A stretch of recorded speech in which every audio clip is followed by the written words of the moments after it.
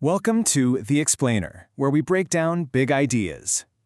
All right, today we're diving into something pretty cool, a connection between two jobs that, honestly, seem like they're from different planets. But stick with me, because they share one single crucial mission. Okay, so let's just lay it all out there. On one hand, you've got the classic Milkman, right, from way back when. And on the other, you've got a modern Chief Information Security Officer, a CISO. They couldn't seem more different. I mean, we're talking milk bottles on a porch versus data systems floating around in the cloud. But what if I told you that if you peel back the layers, get past all the tech and the decades between them, you find they're actually doing the exact same job at their core? And it all comes down to this one simple, powerful word: trust. So yeah, today we're going to explore how that friendly neighborhood milkman is actually the perfect blueprint for understanding what a top cybersecurity leader does. It's all about delivering on a promise, day in and day out, no matter what. Okay, so first things first. We got to understand that the milkman was so much more than just a delivery guy. His job went way beyond just dropping off bottles. These guys were literally on the front lines of public health. You see, the role really evolved. It started simple, but as cities got bigger, so did the dangers. Suddenly, milk wasn't just a drink. It could be a major health risk. And who was the person families trusted to make sure what they were giving their kids was safe? Yep, the milkman. He became this crucial guardian. And that's the key right there, this idea of being the first line of defense against a threat you can't even see. I mean, that's a perfect parallel to the digital world we live in now, isn't it? It is the absolute daily reality for any CISO. A CISO is constantly fighting invisible threats. But instead of protecting the milk for your morning cereal, they're protecting the entire organization's ability to even function. The enemy might have changed from bacteria to malware and the supply chain from a farm to a network, but that core responsibility, it's exactly the same. Stop a crisis before it ever gets started. So the big question is, how on earth did they build trust when facing these huge risks? Well, the answer is pretty simple, actually. They were proactive. They didn't just wait around for something bad to happen. Exactly. They didn't wait for the milk to go sour or for the system to get hacked. They built systems to prevent it. The milkman was doing safety tests, making sure delivery was cold and sealed. A CISO was running vulnerability scans and managing encryption. It's the same playbook, just different fields. And the end goal, totally identical.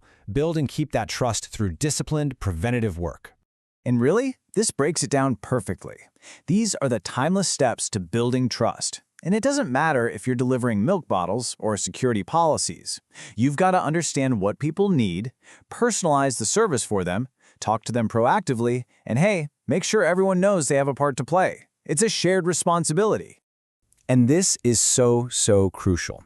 Trust isn't built with complicated technical jargon. It's built on clear communication. A milkman never had to explain the science of pasteurization, right? He just guaranteed your milk was safe. In the same way, a CISO doesn't need to explain lines of code. They need to explain business risk in a way everyone understands, and then show how they're taking care of it. In fact, we're seeing this idea become so central that the role itself is evolving. We're moving from just CISO to something like a Chief Trust Officer. And that really tells you everything.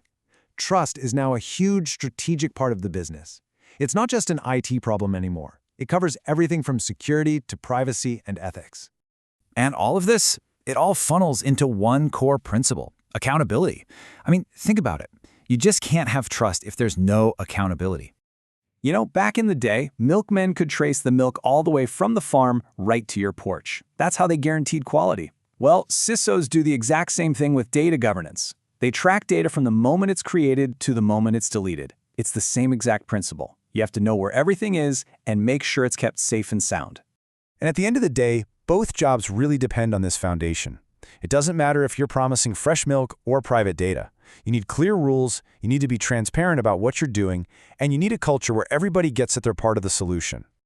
Okay, and this brings us to what might be the biggest, most profound similarity between the milkman and the CISO. It's all about what success actually looks like for them. It's what happens when things go perfectly. Because when they do their job perfectly, nothing happens, right?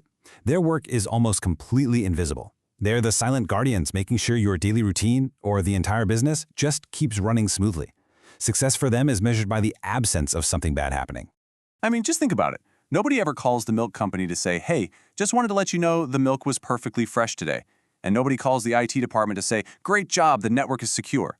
That's just the baseline expectation. But oh man, when things go wrong, failure is immediate. It's visible, and it's incredibly costly. One bad day can just wipe out years and years of trust. It takes just one single failure, one bottle of sour milk that ruins breakfast, or one single cyber attack that gets through. That's all it takes to completely shatter the trust that took years to build up. The stakes for both of these roles are just unbelievably high. So what's the big takeaway here? It's that technology is always going to change. The tools, the threats, all of it. But that fundamental human need for someone or something reliable, trustworthy, that guardian who works invisibly in the background, that's never going away. And that kind of leaves us with a big question to chew on, right? As we lean more and more on AI and automation, who will be tomorrow's guardians of trust? Who or what is going to be the milkman of the future?